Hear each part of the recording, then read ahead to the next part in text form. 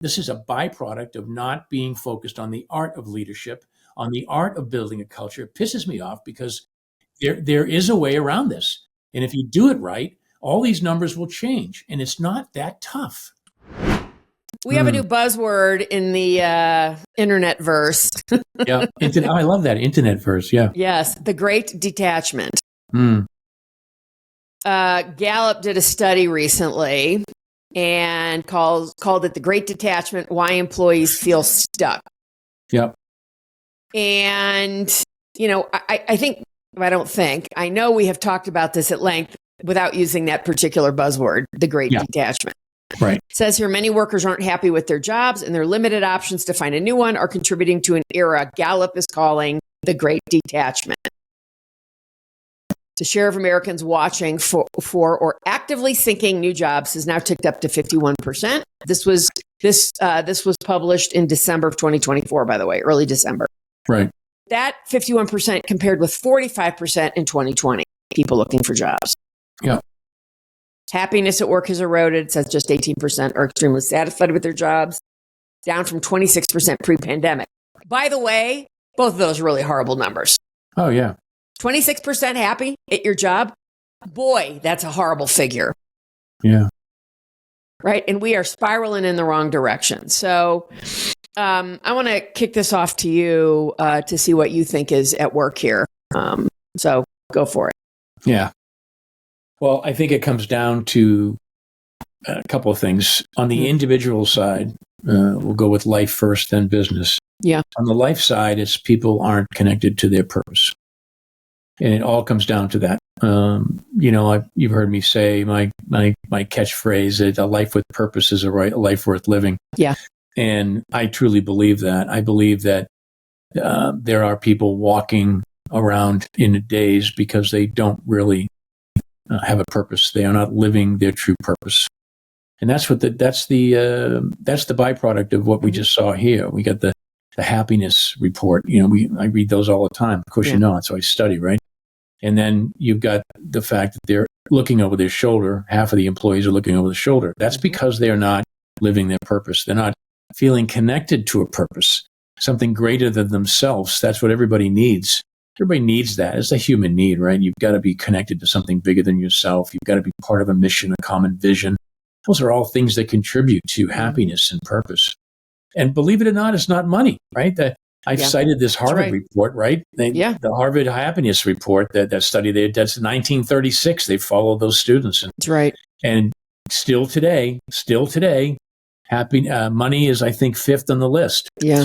And I think it's really important that people realize that, as employees, as leaders, the people under your charge, they need to be happy. They need to be connected to a purpose. And this is exactly what's going on. Now, in all fairness, the pandemic accelerated a lot of these negative issues we're dealing with. It threw a wrench into the workplace, what normal looked like. I hate using that word, back to the new normal. There is no normal. It'll never be normal again. And we will be dealing with this for generations because the human connection, the human factor of business has changed dramatically. It's also changed with our customers, and I know we'll talk about that. But the reality is all comes down to purpose. Now, in business, it's all about the engaged culture. Mm-hmm. And I say this all the time. Whenever I get a microphone, I am so bullish on the fact that you better be maniacally focused on building an engaged culture. Right. Because that's what's going to get you over the goal line, and that's what's going to raise these numbers. It's the only thing that's going to raise these numbers. Because everything else falls in after that. That's of course. The common denominator is the engaged culture, and then we can talk about the 100 things that happen because of it. So that's my preamble. Take it from there. So I want to look at the 5 things that they said they highlight 5 changes to organizations that have been particularly consequential in recent years. And the first one is rapid organizational change.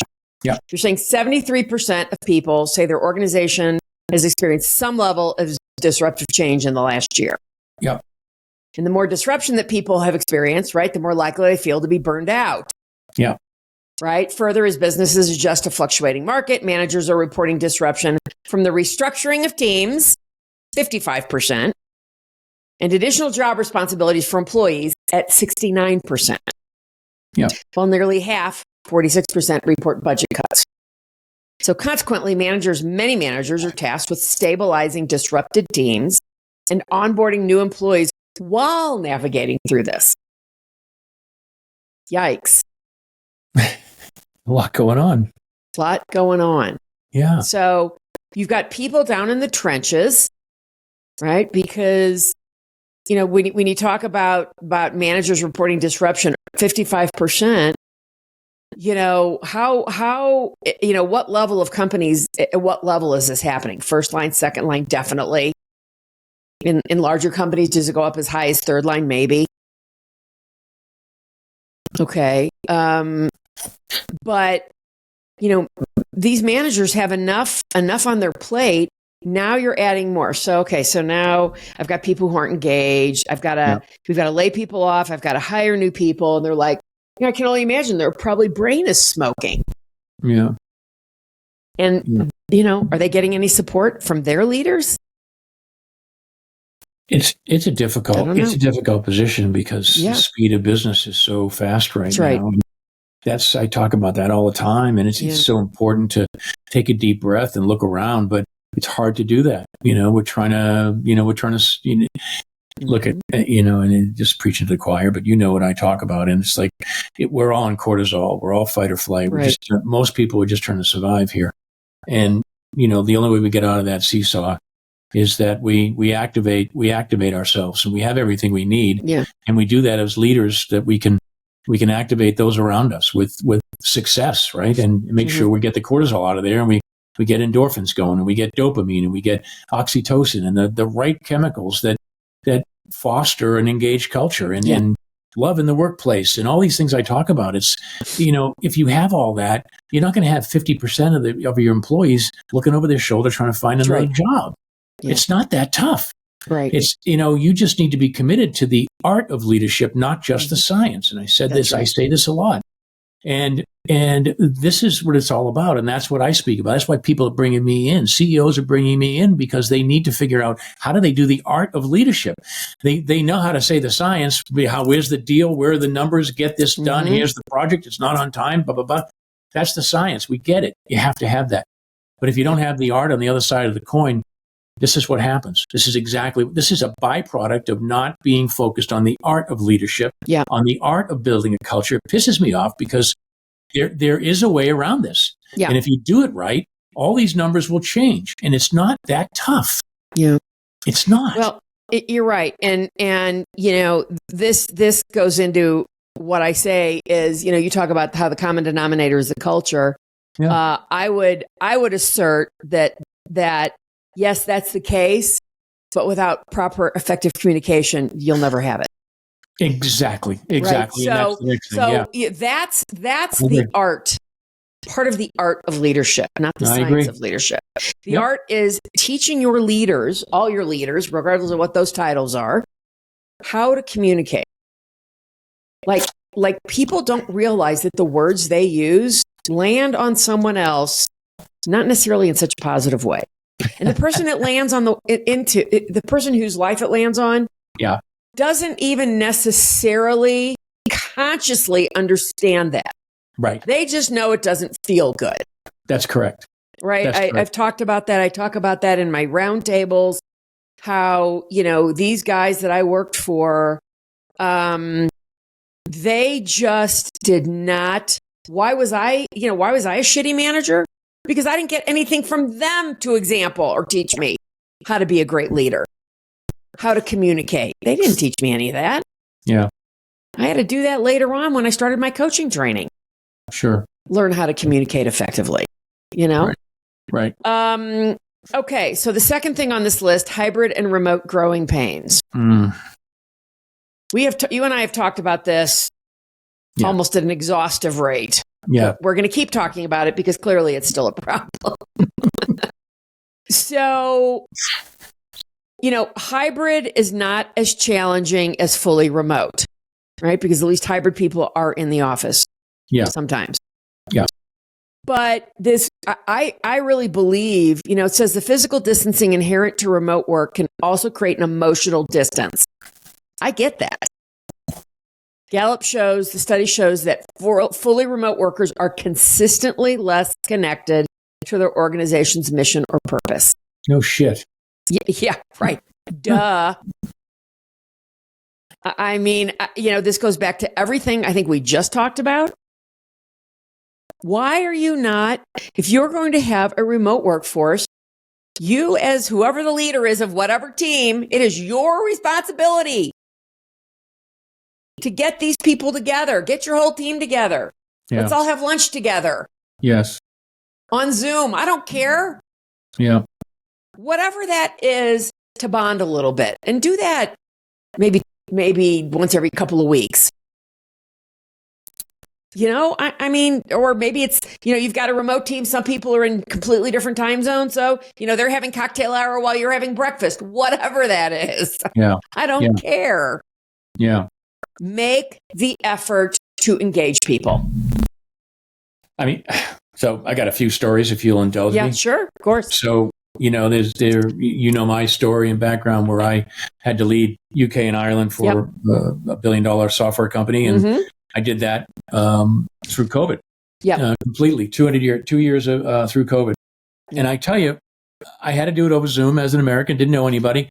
And that culture was engaged because there are 3 ways that we influence people: what we focus on, the language we use, and the physiology we bring to the table. Yeah. And whether you're in person or you're on Zoom or you're remote or you're in a meeting on Zoom, whatever, you have the ability to use those 3 things to your advantage to influence others, if you are mindful of them. And that's what my study was about. I studied that so much. Yeah. And I did things like, for example, every morning at 7 a.m. in London, I hosted a Zoom, and it was for 15 minutes, and it was to take them through a daily gratitude exercise. Right. And they could come and go as they please. They could come once a week. They could come once a month. And I was on that every morning at 7 a.m. for 15 minutes, and people would join, and they felt connected. We were part of the team. Mm-hmm. We had a way to start the day. We also had coffee, virtual coffees. We had virtual happy hours every Friday. Mm-hmm. And we were all on the Zoom, and we were all having they had their pint, and I had my tea, of course. But, the reality is we made an effort to do that. We stayed connected. It was really important. The other thing as a leader that I would do is, because of COVID, we couldn't come to the office. But if they felt comfortable, I offered the fact that I would go to them. I would take the train and I would meet them at the local pub, and we'd have lunch together. Mm-hmm. Even if we had to be 6 feet apart in different tables, it didn't matter. I would do whatever they felt comfortable with. Right. And it went a long way, because I wasn't just behind a curtain. Yeah. The Wizard of Oz behind the curtain. I was out there. Even on video was important. And so that was the focus I had. And the physiology was I showed up. I was there. They knew I was mindful. I was present when I was on Zoom. I wasn't on the phone. They weren't seeing me check my emails. I was there. Mm-hmm. And I did that for 12 hours a day for 2 years. And I did that because of the study, because of the tools I had. Now I'm passing those tools on, which is wonderful. Mm-hmm. But it's also, you talked about the language. And I share this story a lot, and if listeners, it could be the first time, I want to make sure I share it real quick, and then I'll turn it over to you. And talking about language, I used to call up, 3 levels down on a Friday afternoon. I call a salesperson. I'd say, "Hey, how you doing, Jim?"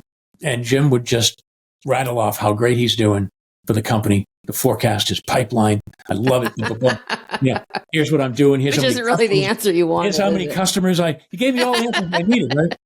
And I would stop him and I'd say, "Wait a minute, Jim. I asked you how you were doing. Stop.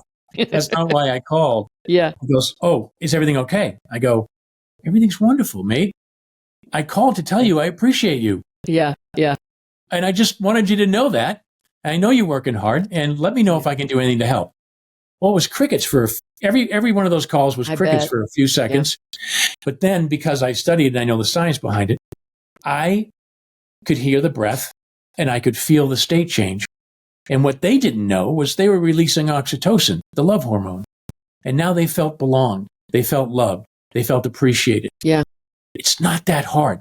Yeah. And if leaders study this, like I did, if they study this, they become students of that game, of the art. Mm-hmm.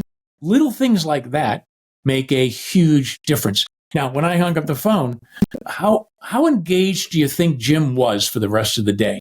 Very. I would say highly. Exactly. 150%, baby. But because he wanted to, not because I made him. Mm-hmm. It's because he wanted to. Yes. And it was genuine. You have to be That's authentic. Right. And I was very genuine, authentic, because I truly, but I have love in my heart for those people that worked under my charge all these years. Yeah. I have love in my heart. I agree. And you have to have that as a leader. You are the least important person in the room. You're a servant. You are a servant, and you have to act like one. You know, all this detachment, all this bullshit goes away, or at least these numbers go in the right direction. Correct. There's always going to be people you're not going to get on board. Of course. But at least get the numbers in the right direction. That's all I'm saying. You know, I got an email from my chief of staff, I don't know, a week ago. Just out of the blue. Things I admire about my boss, Carol. It's not me breaking my arm, patting myself on the back here. But I just thought this was so amazing. When there is a setback, no matter how small or big, you immediately focus on a solution and continue to move forward. I think that comes from me being really authentic about how I'm feeling about things with her, right? This is, we've talked about this so much. You have the importance of leaders being vulnerable with their people. God, it's so important. It is. She says, you are extremely honest. I never wonder what you're really thinking because you clearly communicate it. You create a comfortable space for me also to be honest. Your love and devotion to animals is inspiring. That one almost made me cry. You are not afraid to take a risk. You are always willing to listen and stay open-minded when I bring up new ideas, whether they are ridiculous or smart. You empower me to grow and take on responsibilities I was once scared or unsure of taking on. You make amazing tacos. You don't care what others think, and you stick by what you believe is right rather than what is popular. And I reached out to her and I said, what prompted that? Yeah. She says, I just wanted you to know how much I appreciate you. I was like, wow. I must be doing something right. That's a beautiful thing. With her. It's a beautiful thing. I'm going to print it off and put it on my bulletin board over here. Okay, number 3, new customer expectations. This one flummoxed me, Rob. Yeah. 56% of employees report noticing changes in customer expectations since the pandemic, with 71% of those employees attributing changes to more demanding customers or higher expectations for a better digital experience. That one is just went right over my head. What do you think's going on there? I mean, do you have any comments? Yeah, no, I don't. I'm not surprised. Look, we have customers now that are so well educated. Yeah. On the industry, the products, the services that we bring to bear. Yeah. They already know what we do before we say hello. Yeah. And of course, that was never the case when I first started out in the 80s, right? They didn't know anything, right? Because there wasn't anywhere to go. So what we're dealing with is a more intelligent, a more fully immersed customer now than before. Yeah. With that comes a preconceived perception, opinion. I was just I was on I was at a customer doing a keynote, and they had me do a customer interview, roundtable, and the roundtable, the customer knew I worked at a particular place recently, and said, "Yeah, you guys are expensive," and that's just a perception of what it may cost, or what it may cost to bring it in, or what's the implementation, or whatever the case may be. Yeah. This is what they're saying here. This is not so much, I don't think, more demanding customers. It's more educated customers. Yeah, that's actually really, really interesting, Rob. And I think you're probably right on point there. When I first read that, I thought, I wonder what's underneath that. And I just didn't give it enough thought, and I think that's tied to number 4, new employee expectations. So the pandemic caused people to reevaluate what they want out of their career and from their employer, right? So work-life balance, better comp packages became more important to employees, along with expectations for remote work flexibility. So the mismatch between what employees expect and what employers offer could leave employees feeling undervalued and questioning their future. Yeah. Right. So, that's probably a little bit tight. So the employee expectations, well, now the customer has more expectations, right? Yeah. Yeah. But, when I look at this employee expectations thing, I think, okay, I got that. And why is this not being handled when they're making new hires? And why was this not handled after the pandemic, where we start having an all hands meeting where we talk about these things? Hey, or when they're, each individual manager goes to their people and says, hey, tell me what's working for you and tell me what's not working for you. I want to hear everything. Yeah. Well, that's the vulnerability. Yeah. That's the open and honest communication and consistent communication that you need in leadership, right? That's exactly what we're talking about. And as I said, all these numbers will go in the right direction if we focus on the art of leadership, not just the science. Right. And that's really it. That sums it up for me. It's can leadership really talk about the art of leadership? And that is the servant leadership principles and the love in business and why that's a competitive advantage. I mean, we know the study of the neuroscience behind all this. I say it like a broken record is if you have an engaged culture, studies have proven over and over again that companies are more profitable. In some cases, up to over 20% more profitable. Yeah, it's amazing. So get on it, guys. Get on it. Let's go. Please, we're begging you. All right. Number 5, broken performance management practices. Now, this takes us back to our last episode. We talked about this in referring to Meta laying off their bottom 5% and why we think that might be happening and so on and so forth. So it says most leaders have very little confidence in their performance management systems. Wow, what a surprise. Yeah. Leaving organizations without a reliable way to clarify expectations, align teams, recognize achievements, and develop employees.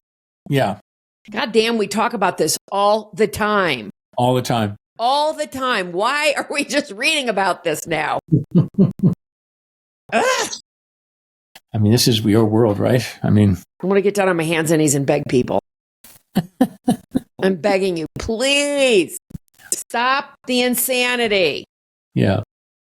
Start doing things a little bit differently and making a difference with your people. Please. Yes. Be bold, be brave, be unexpected.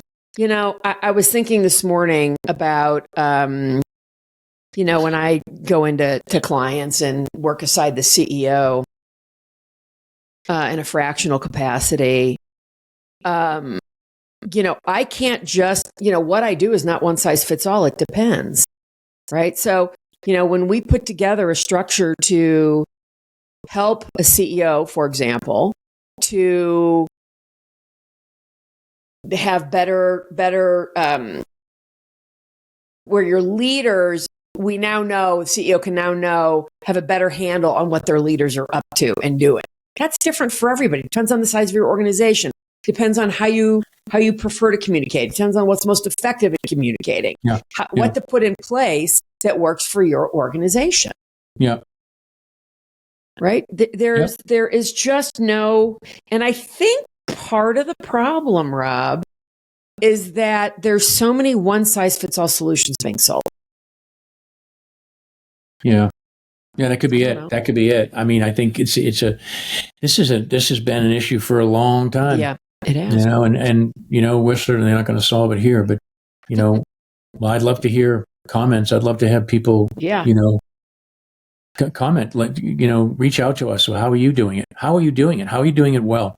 What's not working? What is working? I'd love people to kind of engage here, especially with this one, because this is a big issue. Thanks for listening to Evolving Your Workplace After Hours. I'm your host, Carol Schultz. And I'm your co-host, Rob Swymer. Don't forget to click follow to hear more. And please leave us an honest review and rating so we can continue to improve and bring you more great stories. Thanks again for listening and see you next time.